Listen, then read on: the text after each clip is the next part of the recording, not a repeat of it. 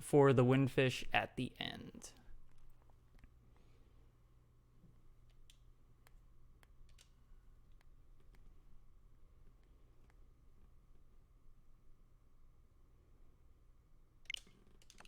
All right. So what that does is that picks the right seed for us. So we have the right solution in D4,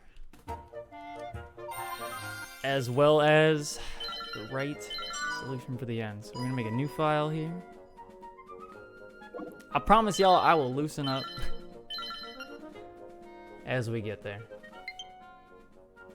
I forgot to turn that off. It's too late now.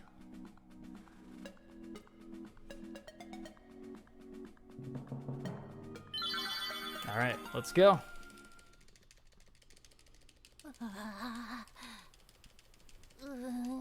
This is also nice because this is the first time that I'm like just not looking at chat.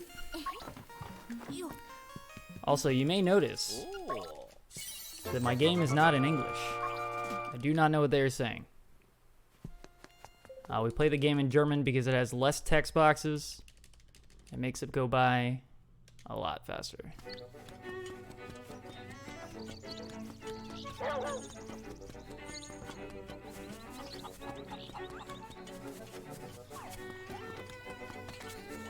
So pretty much the first thing we're gonna do, we're just gonna go down here. We're gonna get our sword. The beginning is a lot of really just kind of walking.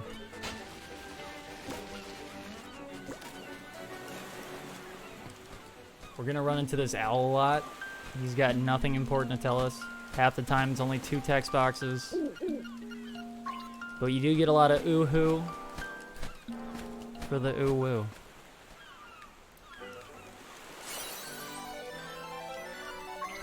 If you have ever played this game, you would know that if you don't know the ending, because the ending is random when you're not manipulating the seed, you have to do what is called the trading quest. We are going to do some of the trading quest. We do enough of the trading quest to get bananas to give to the monkeys to build a bridge so we can get into the castle. After that, there is no more trading quest. We are done. Which is good, because I don't want to do that. Once again, we're going to meet the owl. I almost feel like I should have practiced commentary. It's almost... No, you don't want to do that.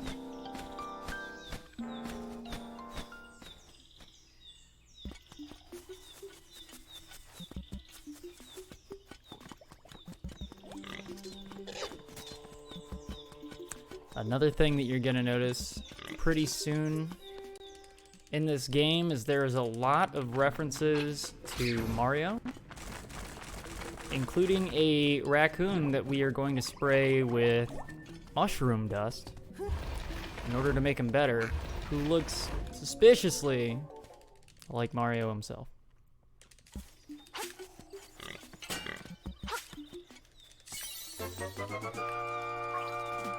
Makes sense, right?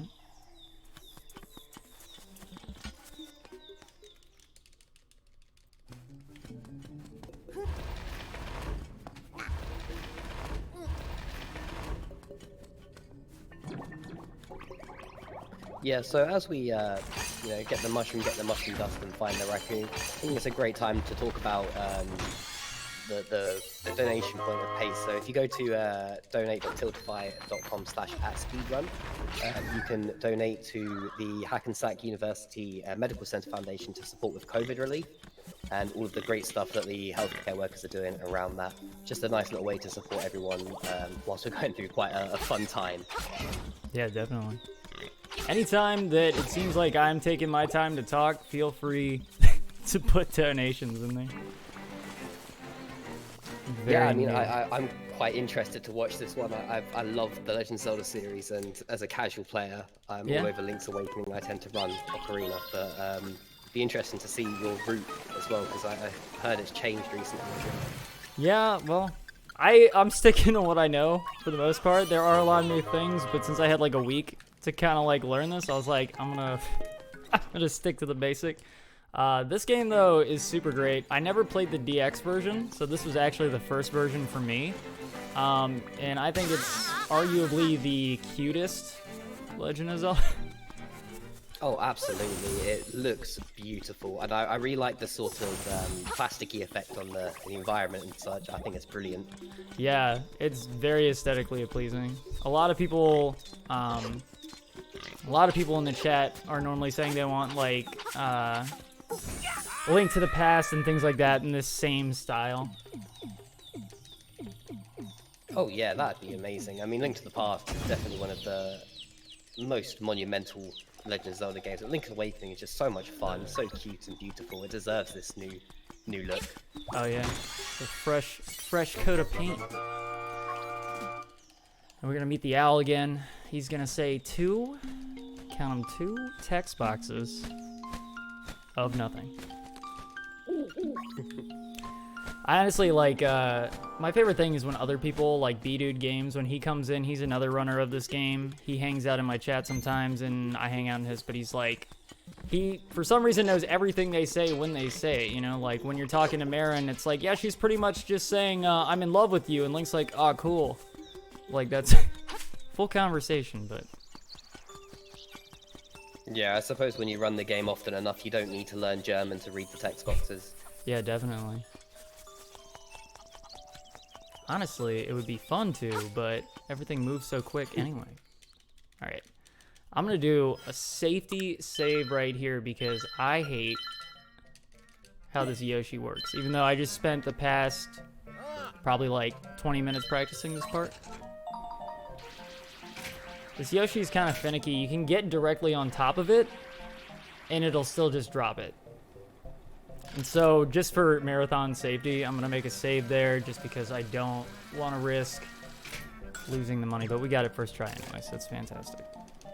That's good news for me. So Yoshi is also the beginning of the trade quest. So we're going to take Yoshi, we're going to trade Yoshi for a bow, we're going to trade the bow for dog food, and we're going to trade the bow for, dog food for bananas. Which all makes perfectly good sense. We trade the bananas for a stick, and then we're done. Next, we need to go steal stuff. So the first thing we're stealing is the shovel.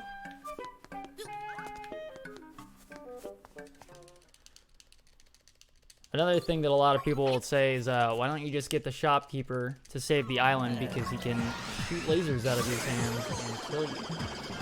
It's fantastic. Another fun little thing that Nintendo put in here, the reason that we have to get game overs is because anytime we come back, even if it's way later in the game, he's going to kill us. So it's best to just get it out of the way now. Another thing I'm doing to be safe here is I'm going in here twice to get the bow and the shovel now. That way I can get 10 extra arrows later and have kind of like a big bumper, like a buffer of what I have for what I have in stock. But once you steal something from this game, it changes your name to Thief.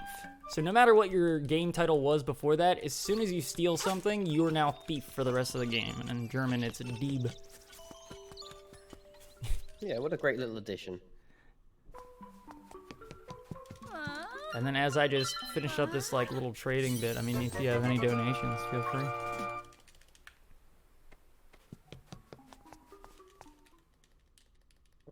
Nope. As of yet, we are still sitting on a lot of Super Monkey Ball hype.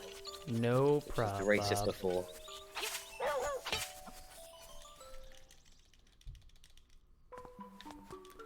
I do remember this dog talking about it just loves fashion and everything, but all it has is dog food.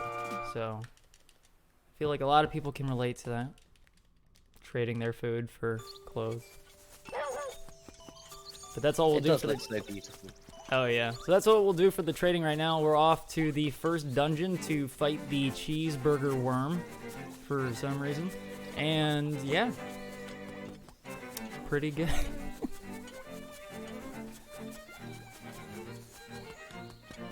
So I appreciate there's a lot of walking in this sort of early part, but where do you feel your time is at the moment with just gone 8:30 at this point?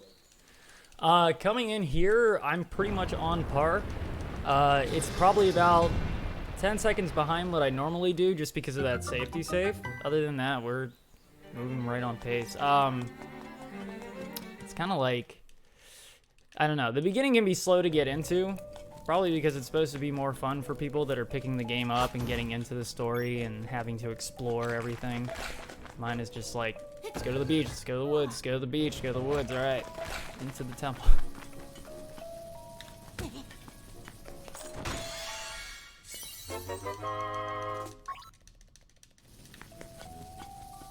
So the first thing that we want to get when we come into here is we want to get the feather. This lets us jump. This is one of the most important things that we will have. I mean, outside of the sword, you know. The fact that you're able to jump in a Zelda game is amazing. A lot of people got hyped when it was in Breath of the Wild. But apparently it's just been in this game forever. Yeah, this game, the Four Swords game, is a great little mechanic to add in, especially in the 2D world where you can see above and jump over the little gaps. Exactly, just like right here.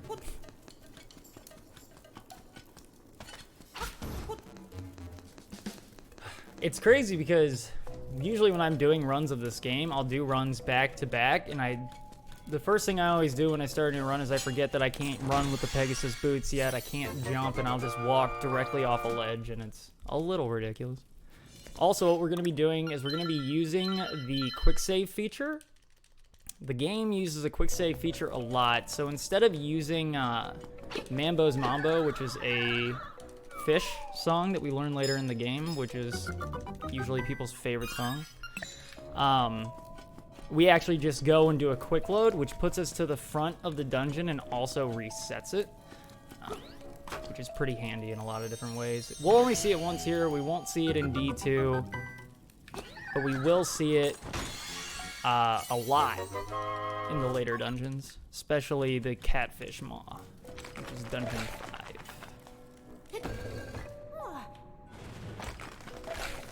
Yeah, chat currently excited for Dungeon 3 when you collect your boots.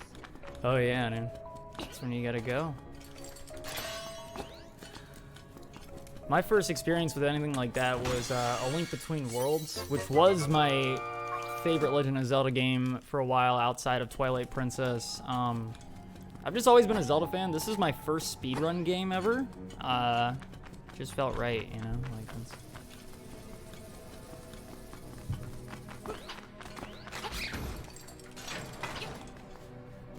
Pretty much we are already almost done with Dungeon 1. There's not much to it. Also in this run, generally when you finish it, you're gonna want to finish with 5 is like the best amount of hearts. Usually I finish with 6. We're probably gonna finish with 8 or 9, just for more marathon safety reasons. Last thing I want to do is constantly have to go back and fix things.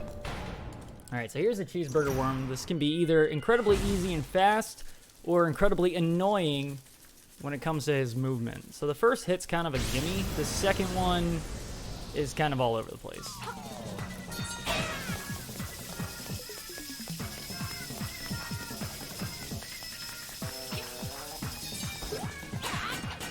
Just like that. Don't fall. There we go. Okay. That took longer than we expected, but I did not want to fall in that hole, so that's a W in my book. I don't normally say things like that. I don't know why I said that. Alright. So we got our heart, we're gonna go get our instrument. We're just gonna keep on moving. And there's no splits. I am constantly trying to put my hand down to hit a split. So usually the splits go every time you get an instrument. Sometimes we'll hit them a little bit earlier because we leave some dungeons sooner. The reason for that is like in the Eagle's Tower, after we break the 4th pillar, we leave, because if we leave and then come back, this actually skips like a 1.5-minute long cutscene. How it does that, I do not know. I couldn't tell you. But there's a lot of stuff. The same as Dungeon 4 is actually the final boss that we will be fighting before the Windfish. So we do some things sort of out of order, but nothing like off the walls crazy out of order.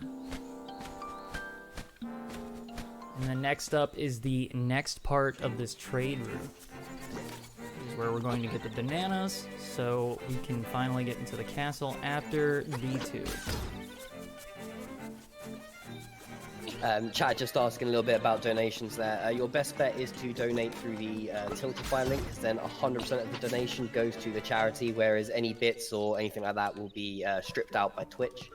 And we want to make sure as much as possible goes towards the research. So if you go to tiltify.com/@speedrun, that's where you can donate towards this brilliant cause.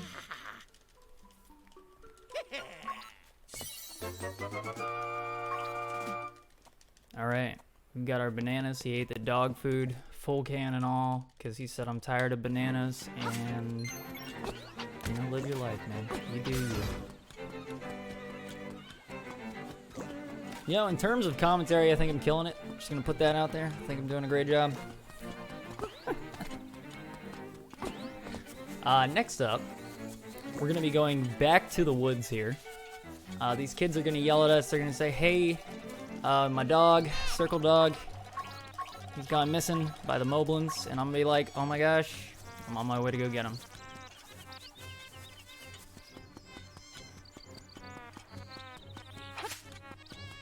I'm always impressed that they managed to steal the dog at all. It's very chompy. It is.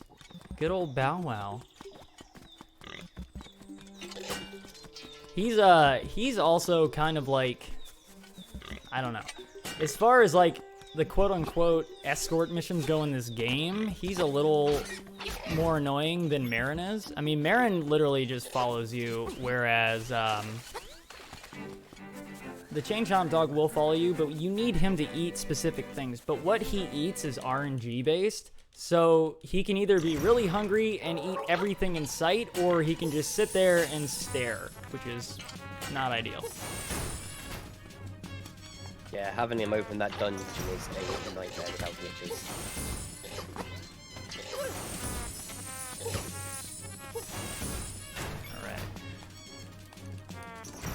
You're gonna hear me spam the B button a lot. That's because I have no patience.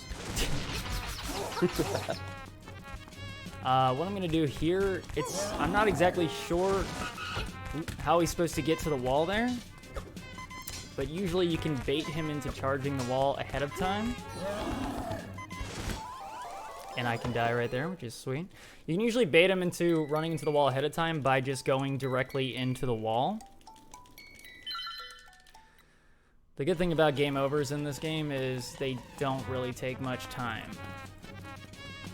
So let's try this again. This time with feeling. And whilst you're feeling that, I'm just going to go through. We've had a couple of donations. One coming through from KMIA Official with $5 saying, let's go BuhDihKuh. And a whole $100 from Cyril104 saying, congrats BDK on a wonderful exhibition.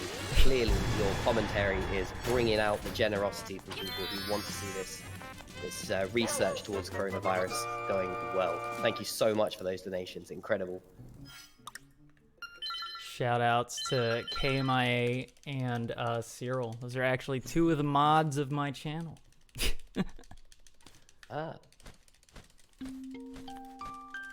I mean, Cyril is now sitting at the top donator for Pace thus far, so forevermore your name will be BDK top donator from your run.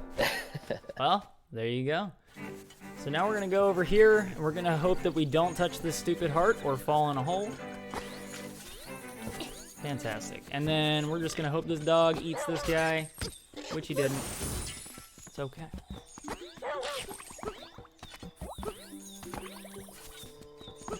Pretty much, and then if you ever watch the actual, like, any percent with glitches runs of this, it's kind of ridiculous.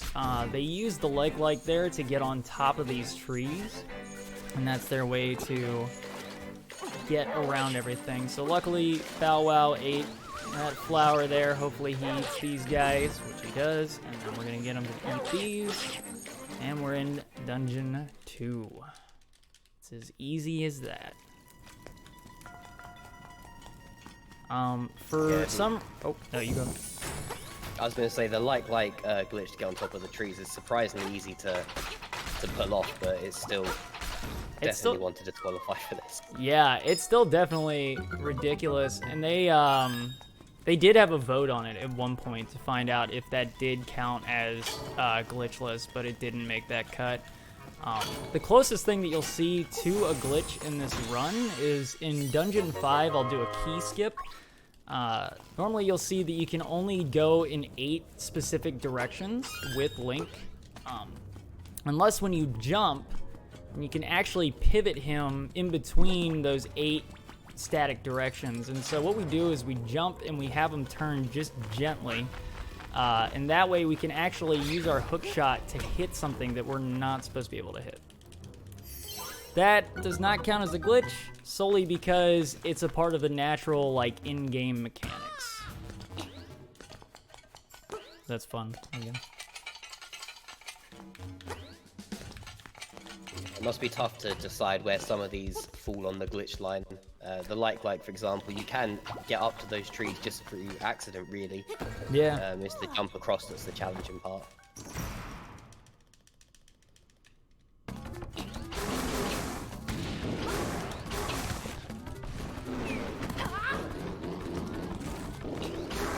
Alright. Kind of focus a little bit there.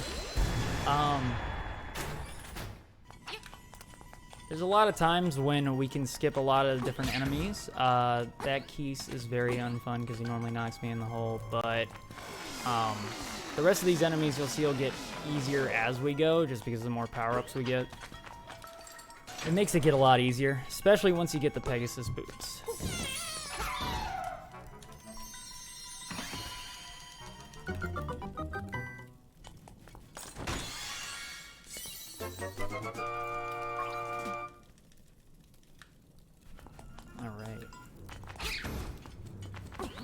Luckily, we get more of this powder because after this dungeon, we will not get any more powder, but we do need it for the first phase of the final boss. But luckily, we can be pretty spammy with it in the beginning because this dungeon actually gives you a full reload of it. Coming down here to get this boss key, we have to actually kill these guys in a specific order. This, like, Reaper dude that throws spears can be a bit of a headache sometimes. Do that. Thanks, guy. You're always there for me. Some of the frustrating things that happen there is literally as simple as throwing the pot and then you just being too close to the wall. Somewhere that you get knocked out of order there.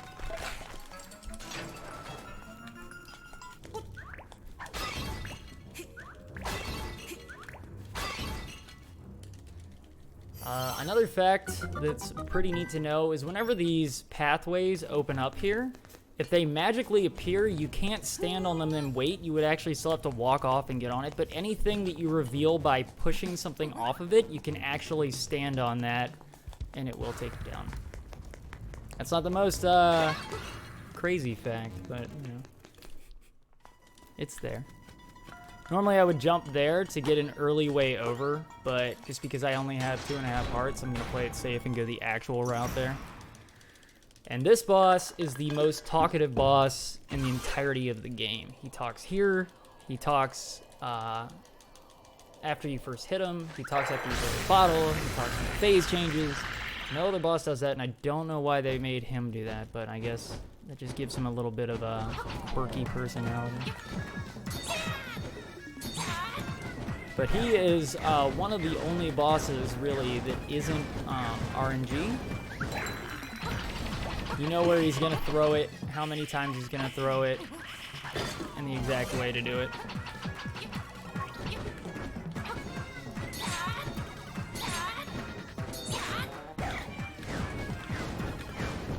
Another donation has come in from Grinfire, another $5, saying, "Take my money, charity," and then adding on freezer crabs.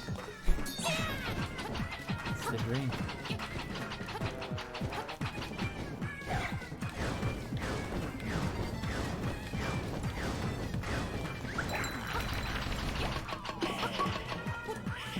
Alright, so now we're going to enter phase 2. The easiest way to do this is literally just wait for the real one to appear. We'll point towards him like this, eat that. And then what it should do is it should spin around, hit him twice, and then you get a 5th hit. But that time, it actually hit him before I spun it. So he's still got 1 hit left.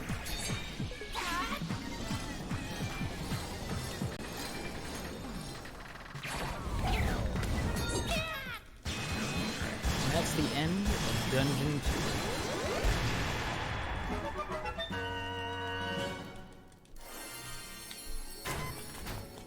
So even in the sake of safety, we're still going to skip that heart, because there's no need to get it. We will be getting the one from Dungeon 3, though, which is also one that's usually skipped. We just don't want to grab every heart.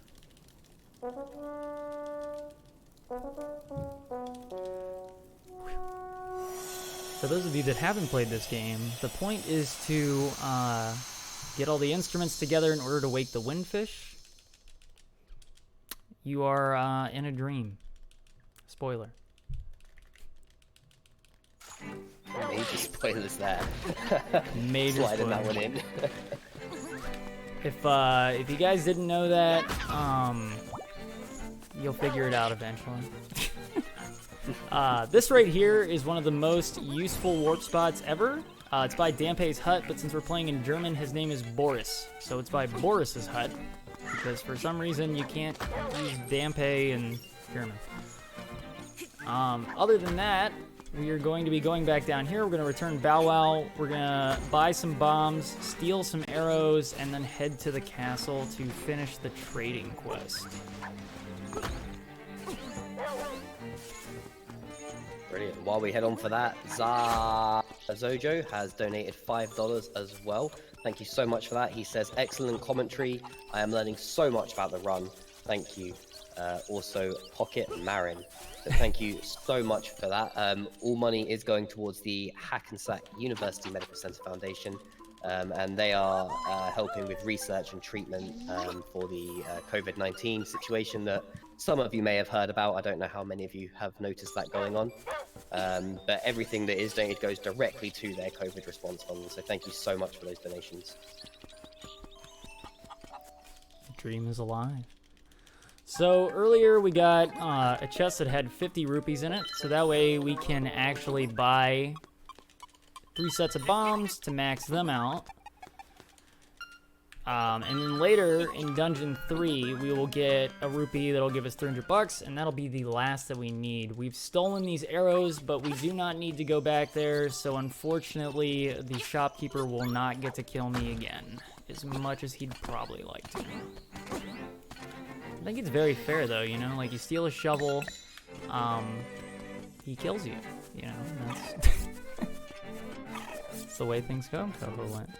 One of the more fun features of this game is that when you have bombs and arrows, if you select them together, you actually shoot the arrow, or I'm sorry, shoot the bomb on the arrows. And then we use that a lot to get things that are usually out of reach, or kind of work them at a different angle that sometimes wouldn't work with just an arrow or just a bomb. So this is the end of our trade quest. We're gonna get a stick. One thing about this is that in the English version of this game, the end of this cutscene kind of rises away slowly, like it actually pans out, whereas in the German version, it just kind of awkwardly like cuts away, and you'll see that right after this text of this stick. Right there. So, normally, the game would be a lot more fluid in that part. And then if you haven't had enough Mario references, here's your next Mario reference. Actually, I think we already saw some, but here's more Goombas for you.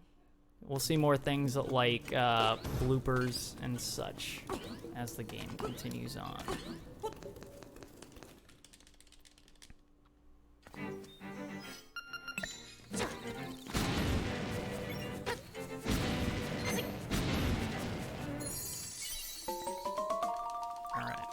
Fun stuff running around the castle. This is a lot of well-placed bombs and arrows. It can be a little tricky sometimes. Other times it just really works. I guess it just depends on how well the controller wants to respond to your inputs that day. We're going around the castle in order to collect 4 golden bird leaves, which we're gonna give to some guy who lives with frogs, so he can let us into his garden and we can dig up a key. I mean, when you take that out of context, it just sounds so ridiculous. Yeah. But we have had a couple more donations come in with Donny Donshez, who has given into peer pressure, $5 from him. I guess if everyone is doing it, Bud is sass, he says.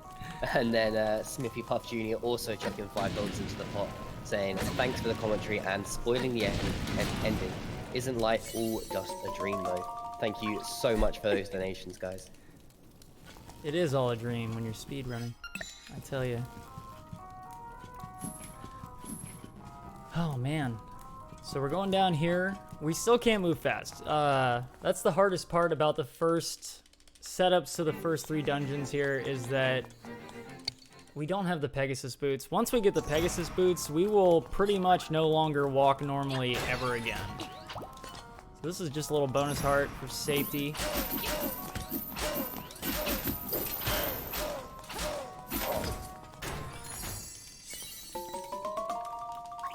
Okay, we're gonna go down here. We're gonna try to get around these guards, but also to play it safe, we're probably gonna grab another heart real quick before we go through them.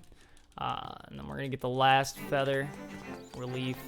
I honestly don't know what they are. That's why I call them bird leaves.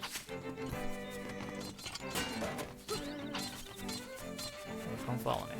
Perfect.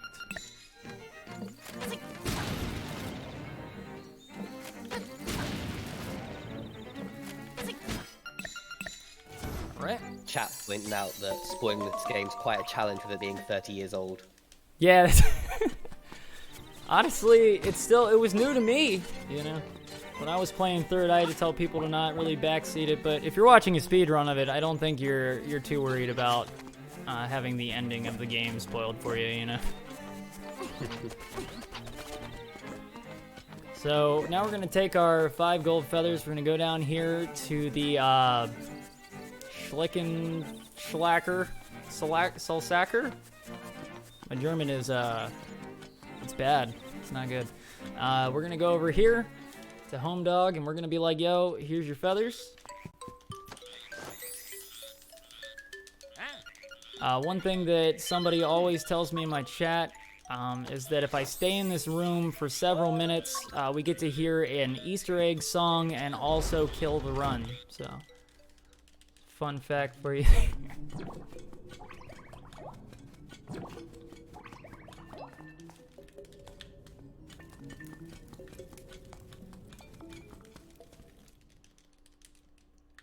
Awesome, awesome. Pretty much just gonna cut through this, hope we don't fall in any holes. Get this key, and then we're gonna go unlock Dungeon 3. And then we have to go the long way back around to get into Dungeon 3, because the game doesn't want anything for you to be easy or time-saving. Pulling back to Bird Leaves, KMIA official has dropped another $20 to celebrate you getting those bird leaves. And Orvella's also $5 coming in, saying that it's a donation for a great cause whilst watching his or her favorite streamer. So thank you so much for those guys. It's all going towards the Hackensack University Medical Center Foundation and their COVID-19 response. 100% of your donations are going through to them if you go through our tiltify.com/@speedrun link. It just avoids Twitch taking any money through bits and subscribers and such. Super good cause. We're moving in here to Dungeon 3. The first thing we're going to do is probably get hurt by bombs that are sentient and walking around. Or that guy. You know, whichever one comes first. We're going to move them around. The bombs can be annoying because once they bounce around, if you try to stop them with your shield, it makes them stay alive longer. So the best strategy usually whenever they're rolling like crazy is to just let them hit you. We only really encounter a few more of them as we move forward with it. But this dungeon's pretty quick to go. There's a lot of extra stuff in this dungeon that we're just gonna completely ignore. We get as many keys as we need and we get out. But it's also fine because we finally get the Pegasus boots and we don't have to move like snails to the rest of the run. It'll actually become a speedrun.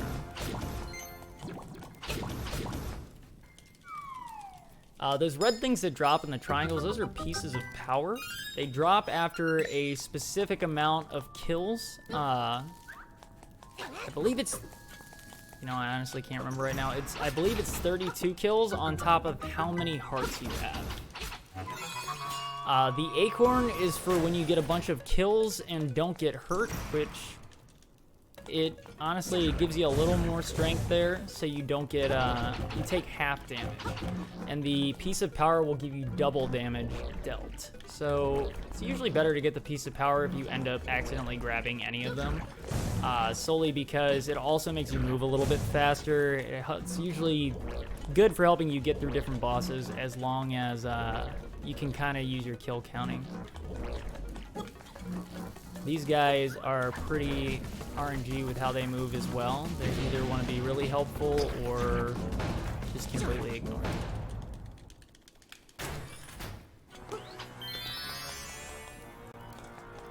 Chat just confirming you there on the power triangles. 32 plus total hearts is the correct number. Sweet. See, I knew. I've played this game before. All right, now we can move through these tents and other parts of the thing because we have the Pegasus boots. We blew this door open as soon as we got over there. I don't know if you guys saw that. Pretty slick. We can now jump further, run faster. This is a Pegasus boots ad now, so you guys get out there. I heard the only way to get them is through donating them. And that's me, adding my own commentary, thinking I'm great. But yeah, so we're gonna keep these guys away from us. A lot of the time, I'm going to be switching between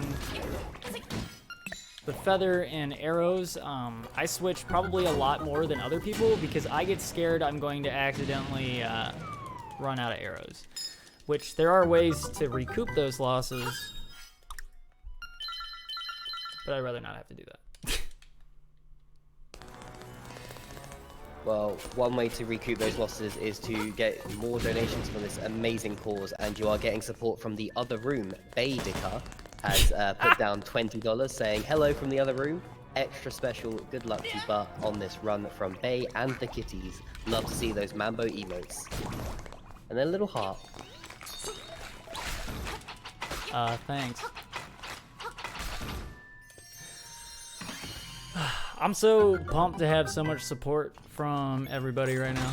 This has been, a lot of people have been sticking with me through this, this whole week. This is my first time doing a marathon run. Hopefully not the last one, but this was the goal, to start speedrunning and aiming for one of these. So I really appreciate everybody that's helping, that's donating, that's watching, that's making me feel like a dork.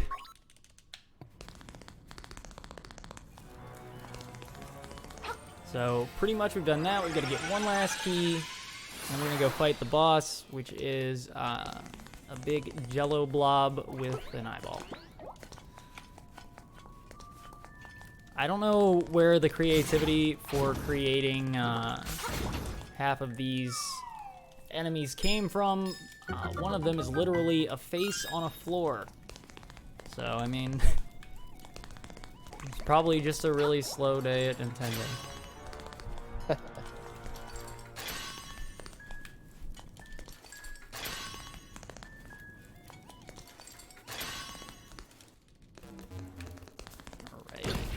We're almost out of D3 here. We're gonna go up here, kill this piranha plant, grab our shovel again because we don't need anything else but the sword for this final fight.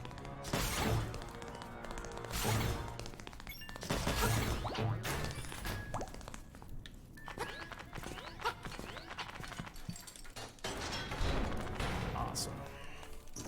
Chat happily joining you as part of the Dork Brigade, all professing to be dorks themselves on the inside. excited to go back and watch this with the VOD in the chat. I had a few people that were disappointed that I wasn't going to have chat on today, and that's just because nerves. So, as you can see, this boss is pretty straightforward. Hit the eyes to cut them apart, use Pegasus boots to split them up, and then just 4 hit each eye. As long as you get it quick, you don't have to deal with any cycles, you don't have to deal with anything. It's usually pretty predictable. One of my practice runs earlier this week, though, he moved away. I'd never seen him do before, and he hasn't done it since, so at least we've got that going for us. And once again, I tried to hit a split. So now from here, we're going to go get a few things. We're going to get the Ocarina. We're going to get Marin. It's going to look like we're going to put her in our pocket, but actually she's going to follow us. And then we are going to use her as a poke flute to wake up a walrus so we can get through to fight a sandworm. I promise you I'm not making any of this stuff up. Here's our favorite owl again, coming to Uhu in the chat.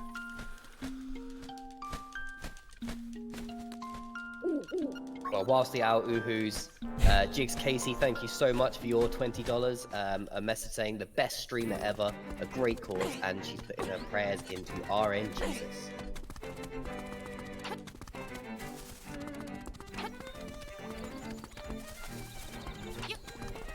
Alright, next thing that we want to do is when we're on our way over to Zoodorf, which is like Animal Village or something in English, is we want to open up this right here.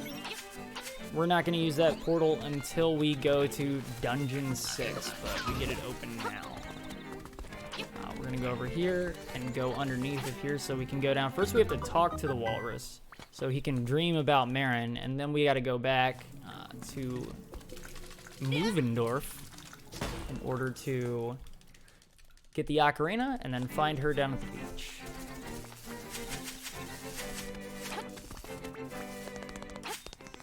Normally right now I wouldn't have 5 hearts, but I will also ruin a lot of runs by only having 4 hearts and shooting myself with a bomb arrow against this sandworm.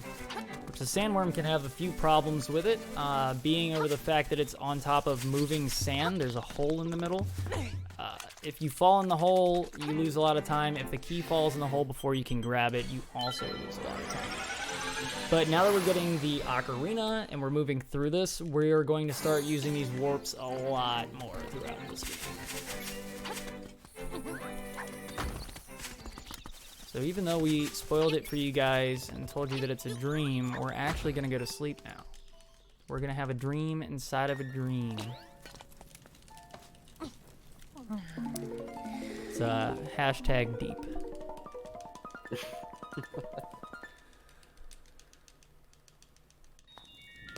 These guys right here, if we didn't have the Pegasus boots, we would not be able to get past them because every time we take a step, normally, they also move. They also take 2 hits to kill, which is what the Pegasus boots boost does. Fun thing to say. It does 2 damage per hit. So that way we're able to move through them, which is why it just makes the most sense to get the Ocarina here. So now that we've got that, we're going back to the beach because we can't go there enough.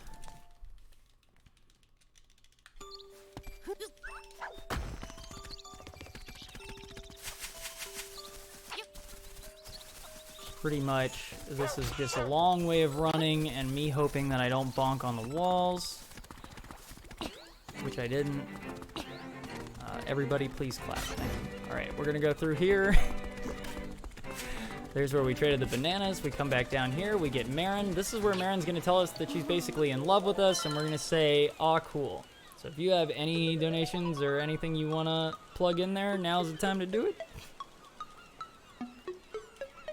Yep, and now is a great time because Jager Hannes, I'm sorry if I'm saying that wrong, is very happy to support you and this awesome cause with their $20, adding into our total fund. SMM Demon has chucked another $5 in. Thank you so much for that. Well, I guess if everyone donates, I will too. Good luck, Bar. And then it put a bunch of emojis that are, I believe, the Bulbasaur from from my experience because it just come up as the text and I have no idea. But we are so close now to that $1,000 number. We're at $848 $56. So we are really moving forward. Thank you so much. This is all going towards a great cause, which is helping with the support and research around COVID-19 from the Hackensack University Medical Center Foundation. And it is just such a great cause because it's affecting us all so much now. I'm a little bit jealous that Link's spending so much time on the beach because obviously we can't at the moment, being stuck in our homes. It's true, but around LA they are starting to open stuff. So, you know, looks like things might be getting better. I don't know, I'm not a doctor, don't take my word at that. So we're gonna go back down here. We're gonna use Marin as a poke flute, like I said, and we are going to wake this walrus up. She's gonna go hang out with her German rabbit friend, and we're gonna go fight a worm in the sand. Everybody's gonna be happy.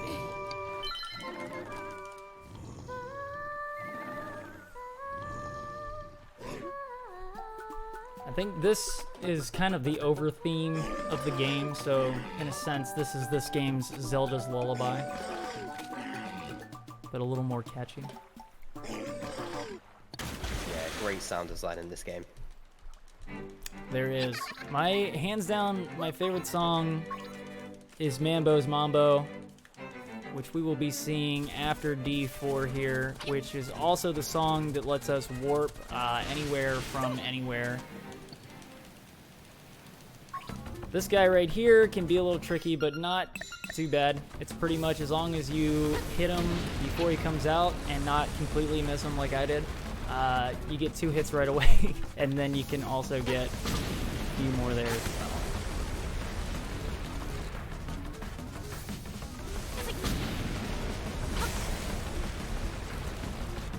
This is once again a little nerve-wracking because you don't want to fall in the hole. He's kind of close there to that hole, so we're going to go over there and spam A and hope to God me or the key do not fall in. It looks like we got it.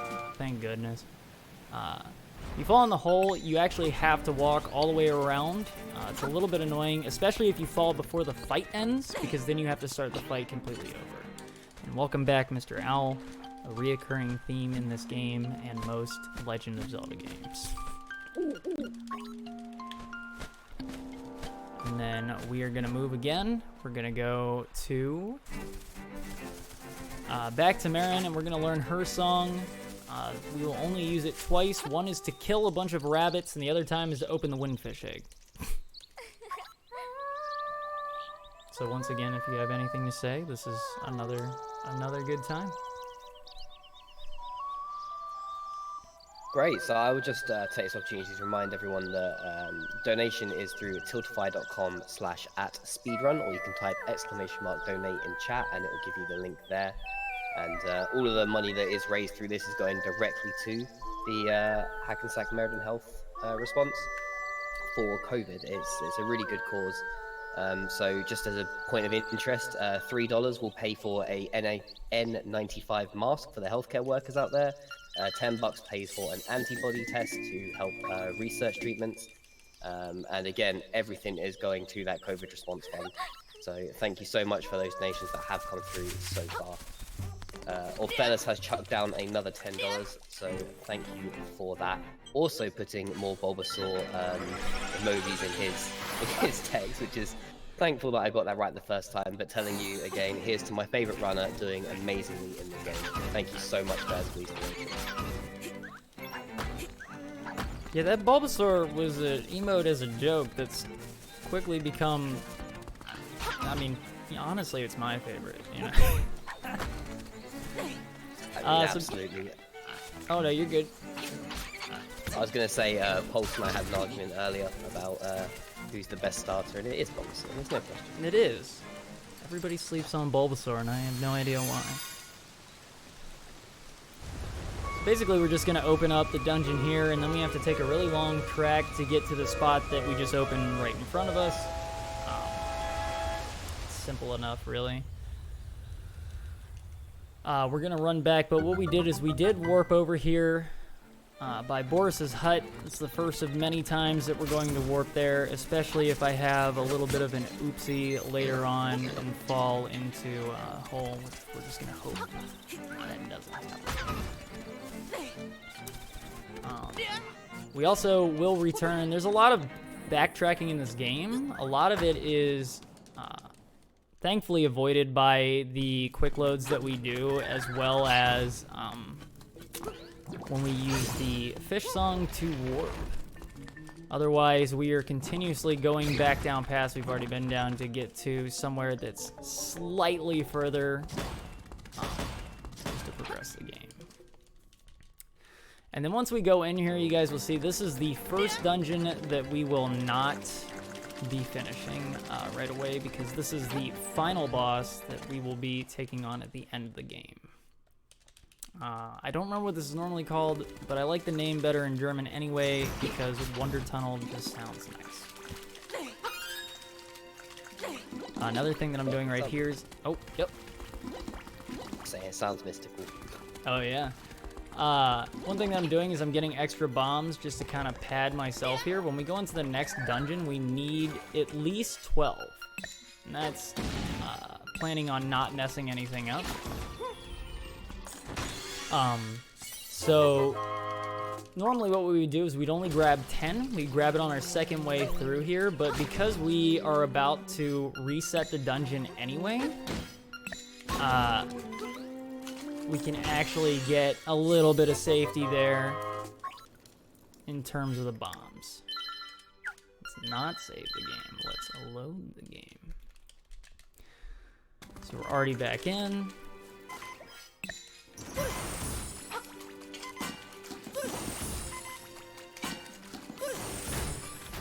So now we're gonna get the 10 extra bombs on top of the bombs we already have. I'm gonna go open this door.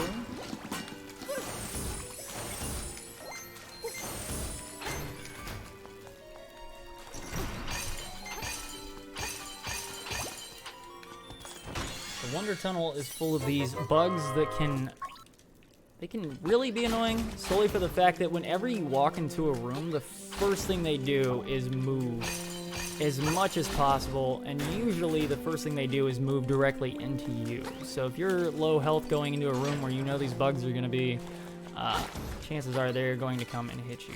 There's a piece of power. Probably just going to skip that for now. Ideally, that would drop a little bit later. But since I went there, we're just going to get through the mini-boss without it, and we will probably be fine.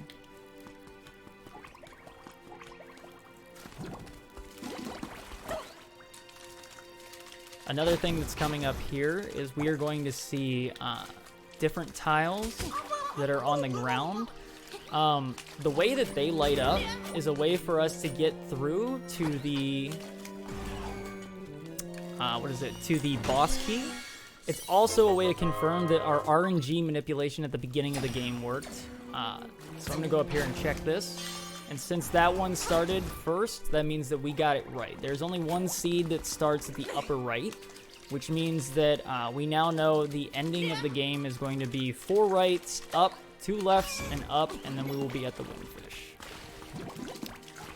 The way that RNG is calculated is it picks the seed depending on when you first turn the console on, so that's why we did a hard reset at the beginning of the run, to when you pick a profile and actually open the game.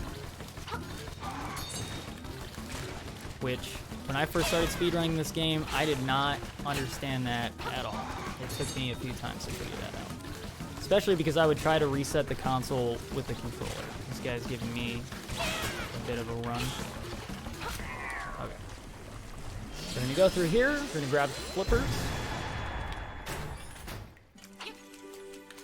Get that so we cannot die. We're going to grab the flippers here, and then we're going to get the boss key, and then we are done with this dungeon for the next, like, 50 minutes or so. Till the end of the game. So out of interest, how does it, how do you get that D4 seed? Is it just sheer luck from the reset, or is there a way to reset it and set that? Yeah, seed? so the way that we do it is, when I set the timer, I use what the other streamers use. You set it at a minute. So the second that the console turns off, you'll see a loading wheel on the screen. The second that that loading wheel goes away, you start your timer. If the console starts back up at about 45.5 seconds, then you are in the right zone. Then all that's left is you have to hit the... You're going to have to hit the button to start it at 35... thank you, Link. At 35.5, and then that's how you know you get the correct seed. Sorry, I could not, like, talk and think there. Alright, I got the boss key. Let's get out of here. I'm done with this place. It's time to go talk to the fish. The big, beautiful fish. A lot of people somehow get annoyed with the meme that is "This is the best song," but a lot of us also like to divulge in this musical masterpiece.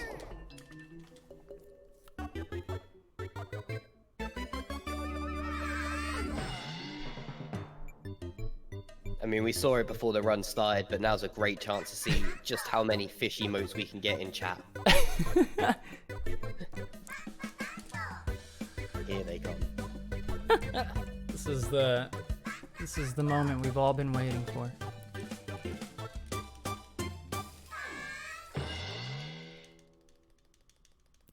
So now that we've heard our favorite song in the entire world, we don't ever need to listen to anything ever again.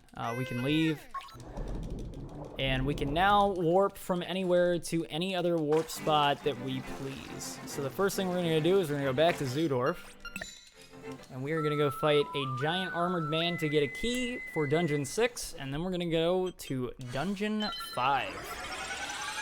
Because Dungeon 5 does not have a key, but for some reason it makes more sense to get it now.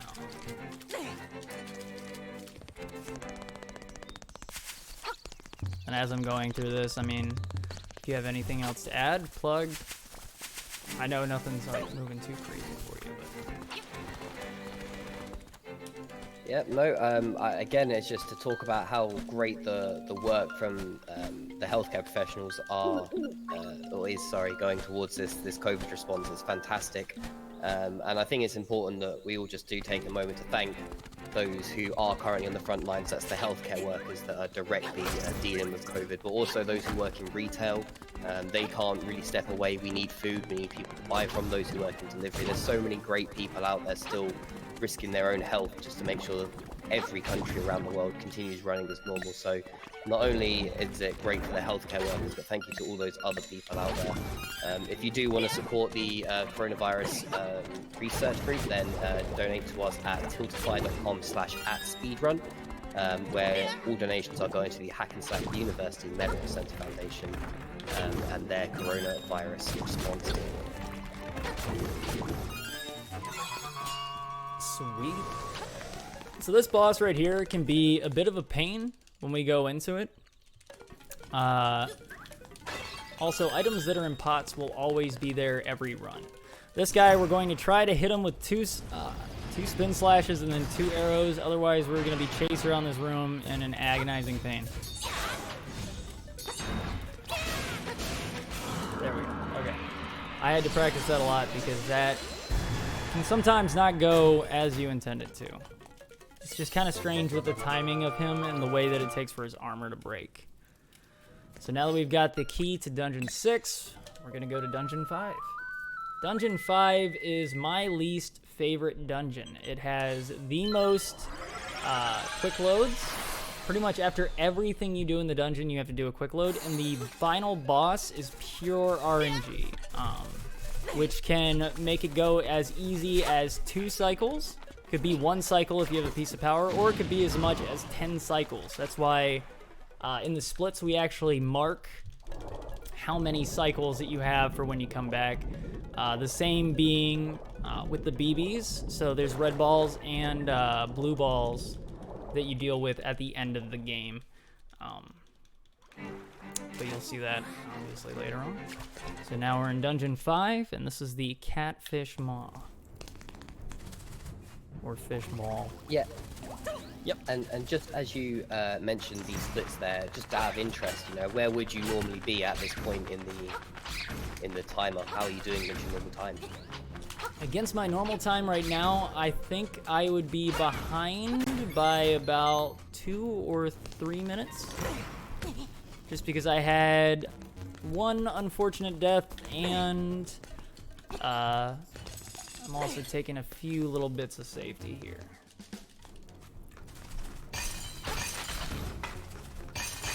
But pretty much, we are on track. I usually don't lose faith in a run until I see the RNG of the boss of this dungeon, as well as anything else, because I have PB'd coming back from a 3-minute time loss, and then I've also been ahead by a full minute, and the other day I actually had the most blue balls thrown at me by the end guy that I've ever seen in my life, and I actually lost a new PB to that, and it was very, very disheartening, to say the least.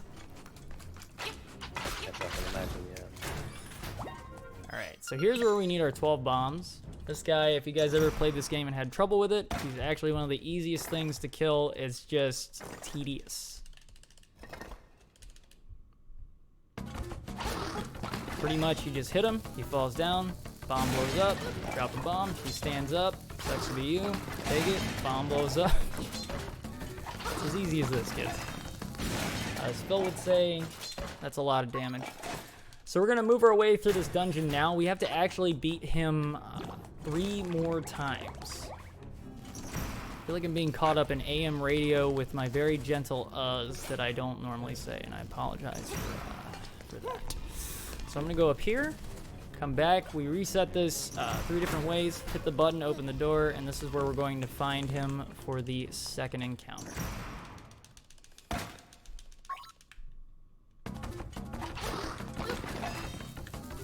I always thought it was quite an interesting boss concept to have, where, you know, normally bosses that both die, they run away, but this one you can chase them down and then eventually beat them out in place. Yeah, definitely. My first playthrough of this game, I definitely took forever to get through it, and that guy was a freaking nightmare for me. There was like no coming back from anything he did for some reason. I was just always at a loss. And then I watched, you know, I watched TGH's world record run to see how to do it, and I was like, that's all you have to do. That's it. That's a little bit of mind-blowing, but what else to expect? So pretty much we're gonna do this 2 more times, but not before we do another quick load, because the place he's at last is actually where we went and got the first key and had a quick load out of. You are able to do a quick load as soon as the camera pulls away. Everything will do an autosave, so there's not really much to worry. The second you touch a key or anything else, you are also able to do a quick load. So it's pretty much the handiest feature that I don't think Nintendo intended for us to use in that way. So we go back up here. We're gonna go fight him one last time. We're gonna get our hook shot. If I don't, you know, eat it on the way there.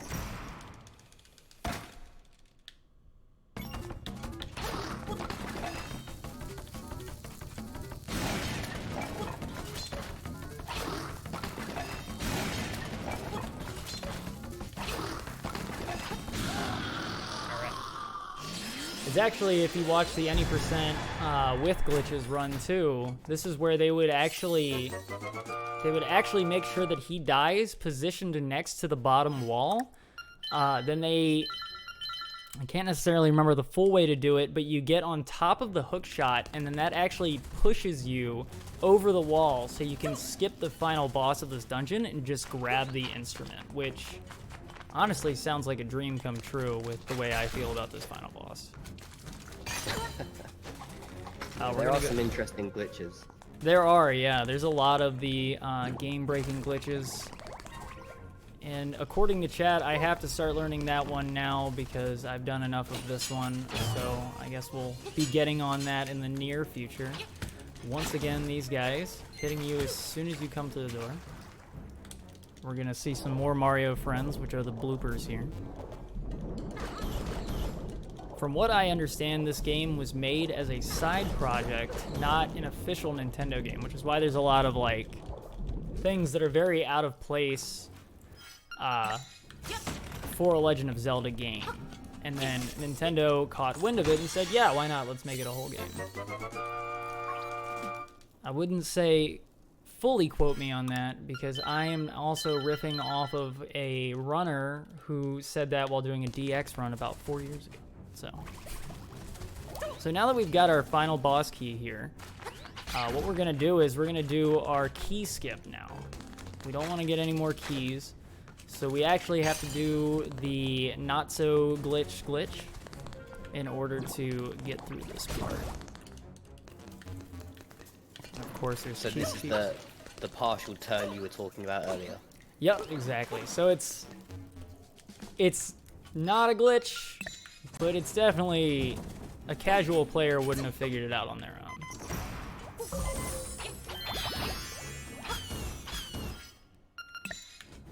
Alright, so hopefully not many tries here. Take that, line this up like this, hit it right there. First try every try, up, and we're in the final boss. Whew. So the way that this boss goes is he's going to come out in 4 different ways. You want to hit him with the hook shot as far away as possible to get as much hits. If his eyeballs pop out and they are inverted, then he's going to come out as like a little worm type thing, and you will not be able to hurt him. And you also have no idea, like no way of predicting where he's going to be. So this boss is my absolute least favorite boss of the entire game. And that was very good RNG.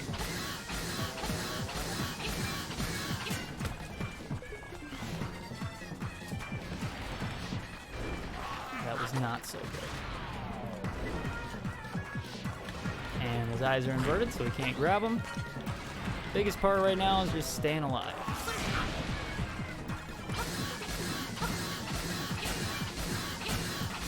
All right.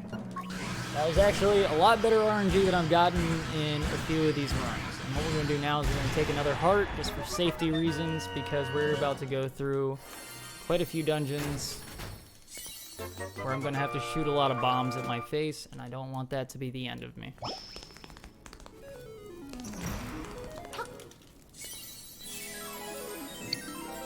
Constantly reaching for that split button. This is my, while practicing this week, it was only 2 days ago I started running this without splits, and it's very, like, weird to me to not hit a button after every dungeon.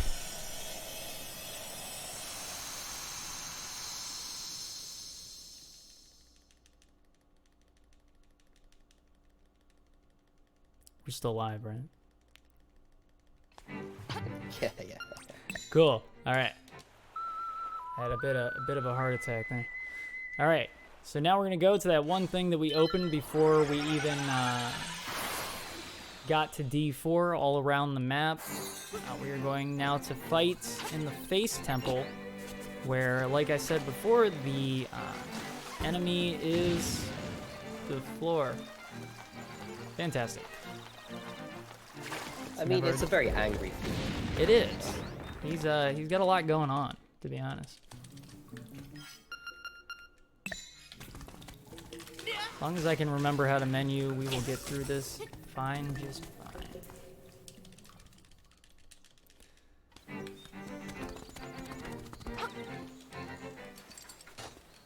This is actually, this would be a split here. This split is literally just from the exit of that dungeon to the entrance of this one, making it less than a minute, which I don't know why it's a split. It might just be a me thing and I didn't realize it, but it is the shortest split in the whole run. Alright, so when it comes to this dungeon, a lot of it is starting over, but this one feels like the biggest dungeon. There's also a few trick shots that I'm hoping I don't miss. Specifically one where I have to try to hit a moving skull while he's between two little warlock guys. This will make it so I kill him instantly. Otherwise, it's gonna eat a lot of time by me pulling out the hook shot, having to stop them, and saying the word a million more times. A lot of the parts of this game, or I'm sorry, of this dungeon, are going to be fighting floor tiles. So, just as a little, you know, appetizer to the final floor boss there, we're going to be fighting other parts of the floor as well because he brought his friends. Oh, I guess we're in his house. Yeah, we brought our friends, but whilst we're talking about friends that have been or not been brought to locations, I just want to give a huge shout out to your fan base and the people that have come to support you. So far, they have donated between $225 to this great cause. That's how we if do you want it. to add to that number, it's tiltify.com/@speedrun, and that money is all going towards the coronavirus support that Hackensack University Medical Center Foundation are working towards through research and direct care. It's a really great cause, and honestly, the money that's come in for this is just absolutely incredible. Thank you so much, guys. Mad props to the community. This is the trick shot that I was just talking about. And we got it. Thank goodness. I did not want to be stuck in that room. This one has a lot of resetting as well. But now the rest of the temple is kind of very close to itself. It's really all shaped like a big U. If that makes sense. Well, at least it's shaped like a U in my mind. I don't know. But here's our first instance with fighting the floor. We are going to see this actually a few more times. We actually see this in the Eagle Tower on the way to the end. But in Dungeon 8, we end up making the floor instead of destroying it. So it's a little change of events there. You make up and you work together instead of against each other. It's nice. So we're going to open that, but we're not going to go in there yet. Take this guy, throw him and open it. We're going to shoot 2 bomb arrows and hopefully not kill ourselves, which we didn't, which is always fantastic. Go down here and get a key.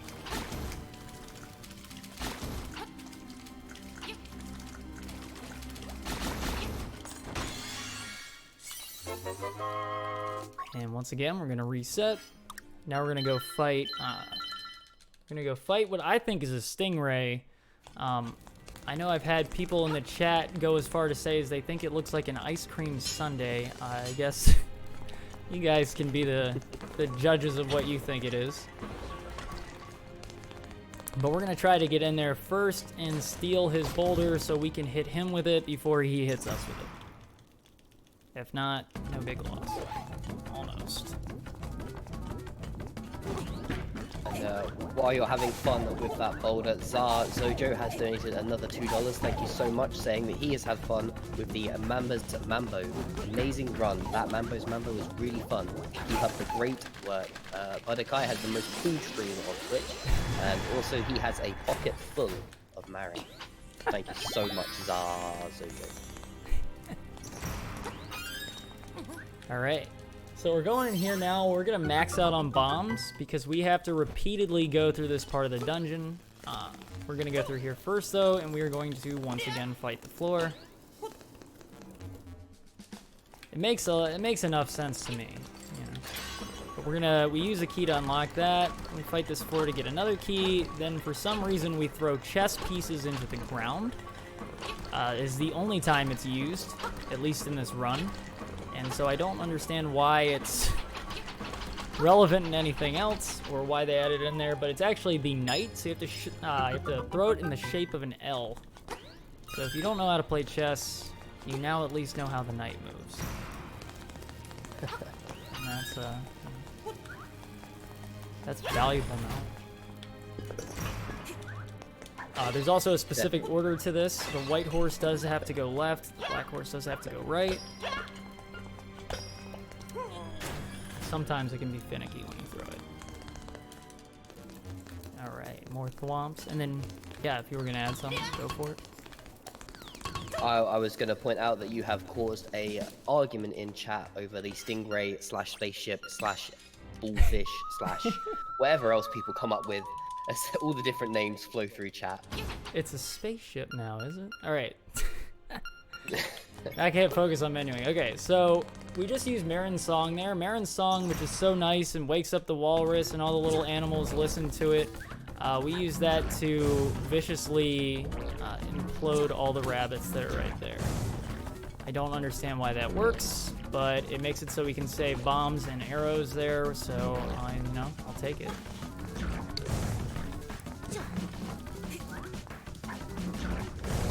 These guys can be a little bit annoying just because they don't ever really go the direction you want them to.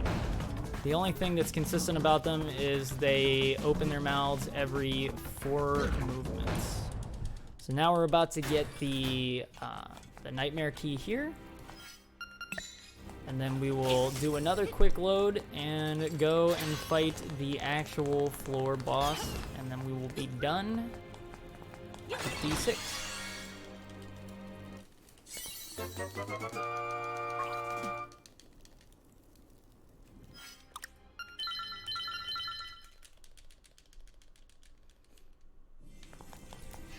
Another quick note about these little warps right here. They're very oddly specific about where you stand on them.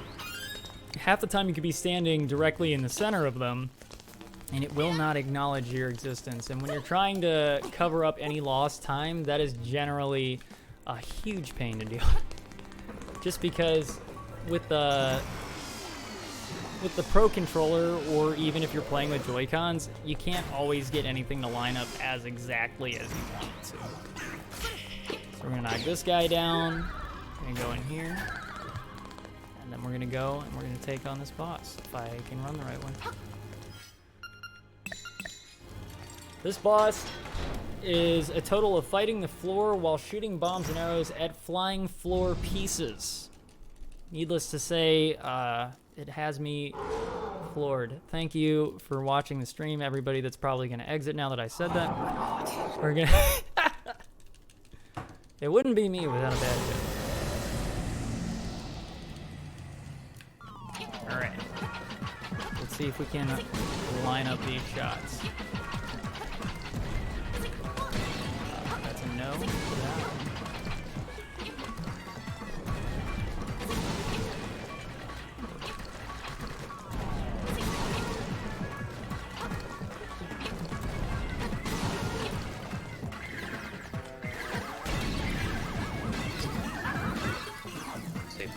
Whilst you play with the tiles, I will just bring up once again that tiltify.com/@speedrun is the place to go and drop your donations towards the Hackensack University Medical Center Foundation. I need to find a quicker way of saying that because that is one hell of a mouthful. But the work that they're doing is incredible towards the relief of coronavirus. They're working on research, they're working on treatment, they're supporting frontline healthcare workers. And the work they do is just so essential to keeping our society running at the moment.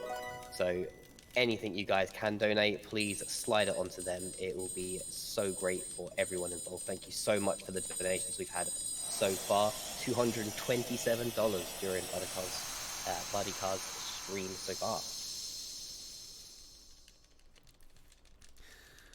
All right, so now that we're leaving out of the Face Temple, we are now going to go down to a maze. After, of course, we talk to the owl, because we haven't seen him in so long. We just need him to come over and ooh-hoo real quick.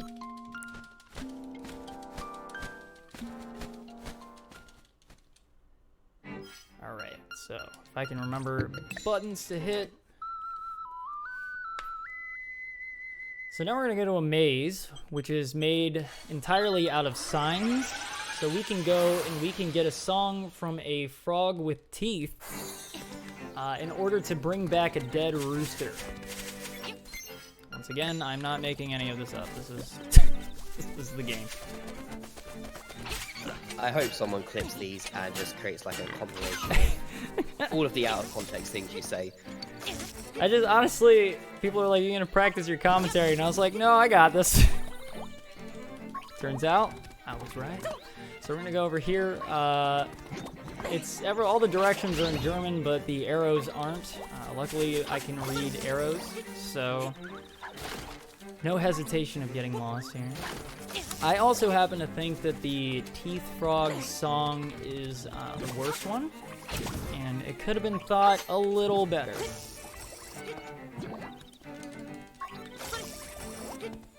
And definitely no fish song, that's for sure.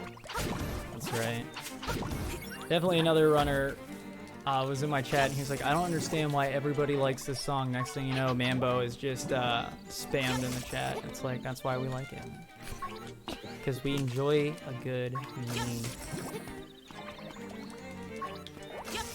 don't know why I did that. This, oh my gosh. So this maze can be a bit of a hassle, especially when you go to the wrong one and have to start over. But solely because sometimes the enemies will spawn and not come near you at all, whereas other times they are just completely in the way. I'm just gonna go through this real quick. 1 second so I don't lose focus here.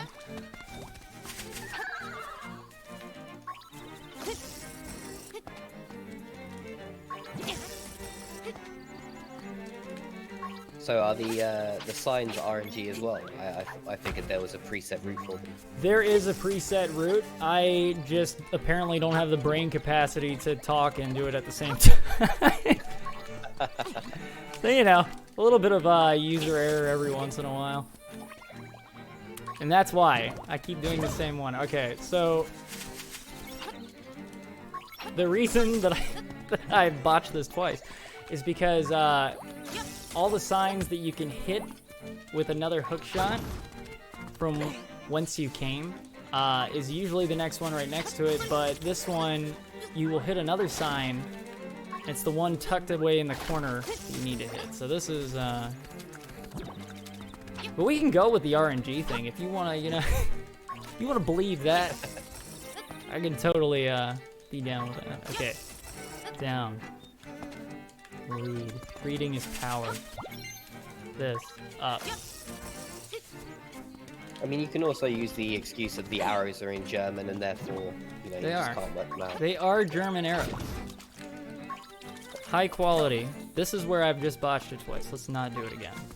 For the sake of pace. Alright. We are out of these woods. Somehow completely still intact, but we made it through. Yeah, so that's the maze. We're gonna listen to this guy sing. He is the only person that teaches you a song. Not only is his song bad, it costs you $300 to learn it. So we had to get those 300 rupees in Dungeon 3 way back just so we could pay this guy to teach us his song.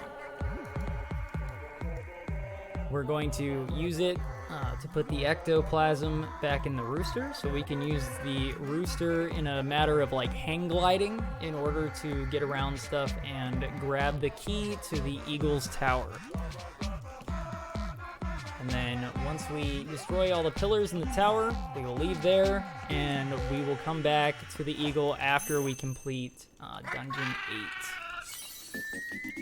As you can see, I talked through that whole song because I'm not a die-hard fan of it. Well, chat are displeased that they've missed out on the bass of that song, but they are very, very happy with the commentary from the general feel of things. They're very impressed with it, and I think it's tough. People forget how hard it is to talk constantly for, 5 minutes, let alone what, an hour and 20 minutes that we've been going for now. So it is impressive that you're still managing to go through this and explain everything you're doing so well. So really well done for that. Well, I appreciate that. That's a lot of the nerves was considering dead air, but like that. Okay, so now we're gonna play this terrible song, which is just a scale. We wait for a minute here, and then we get the long ectoplasm. That's probably what that is. That brings the rooster back to life. We're gonna grab this chicken, and we're gonna warp with it. One thing about the rooster is that because we don't beat Eagle's Tower right away, the rooster actually stays with us longer than it's supposed to. So when we're fighting there's a boss that guards Dungeon 8. When we're fighting it, the chicken rooster is actually there. It gets in the way, screws up the fight half the time because he can't hit the wall and damage, and he can just be overall annoying. But other than that, he's a good guy. He helps us around, especially when there is one like cliff area that we have to jump off of over a hole. Some people will just run over it. I like to take a safe route and pick up the rooster and float over it. Here's the owl to deliver his 2 text boxes, and we are now back on the path that I said we'd be back on before. Yeah, another great difference between the glitchless and the glitchable run in this is with that rooster, where you can step off a ladder as the rooster climbs to it, and then infinitely climb as if you're still on that ladder again. And that's how they skip quite a lot of the sections leading up to these last 2 dungeons. Yeah, definitely. It's gonna be a trip to learn the any percent route, but I think it's time. Other than that, I've had a great time playing this game. I think the hardest part for me, like what I'll tell other people that have asked me about, like, how long you've been speedrunning, what you're doing, it's like, well, it actually took me forever to start speedrunning, because the hardest part is starting. It's, you know, well, what game do I do? What do I do? I actually love this game so much that I was like, screw it. This is the guy. All right, I want to not fall here. All right, we fell. Turn up. So the reason we don't want to fall there is because we have to go through this waterfall and climb back up and go in again. It's not like an oops, we lost a heart. It's an oops, we lost 22 seconds. So a long way back round. Yeah. I think it's more like probably 15 or 12. But the more I bonk, the more, you know, time we take. Let's go and round to it. Thank you for not falling twice, Link. I appreciate that. We need to redeem ourselves after the simple maze that we wanted to do 3 times to show off how well made it was. So now we get this key. We're gonna jump back in this hole, which is gonna drop us out where we just fell out before. And we're gonna climb the rest of the way to the Eagle's Tower and get ready to, you know, throw more boulders. All right. It's going great. You're doing great.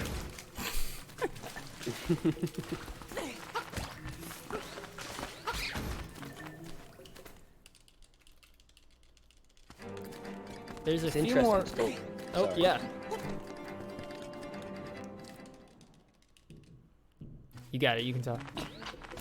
Because it's interesting to hear you say that the challenge was getting in, like, starting the speedrun. Obviously, from this position, I speak to a variety of experienced speedrunners, and a lot of them say they feel the burnout come when they've kind of mastered the basics, and it's just getting the small mechanics down. How have you felt as your times drop quickly at the start, and then sort of the drops sort of decrease as you get better at the game? Oh yeah. Oh god. And you know, that's one thing that really will cut you back during speedrunning, really. Is at first when you do it, man, you see nothing but gold splits, because every time you're doing it, you're getting better, you're getting faster, and then at one point, that just stops. And then what my chat called for a while was the 152 curse, was my PB, and I was stuck there for probably like the past 2.5 months, until I started practicing this week and got my newest PB, which was 151.54. So it's not a big PB, especially because I fell in a hole, but the curse was finally broken, and I actually wouldn't have been practicing this game so hard had I not been able to do this marathon, so I thank you for that. No, it's all the gratitude goes towards you and the runners. I mean, the time that you guys put into these races, and then the time you put on to showcase your ability in order to build up towards this great cause, which can be helped at tiltify.com/@speedrun. You know, we're so grateful for all of your time that you put into both running the game and then running it for us at pace. So thank you for that. Heck yeah.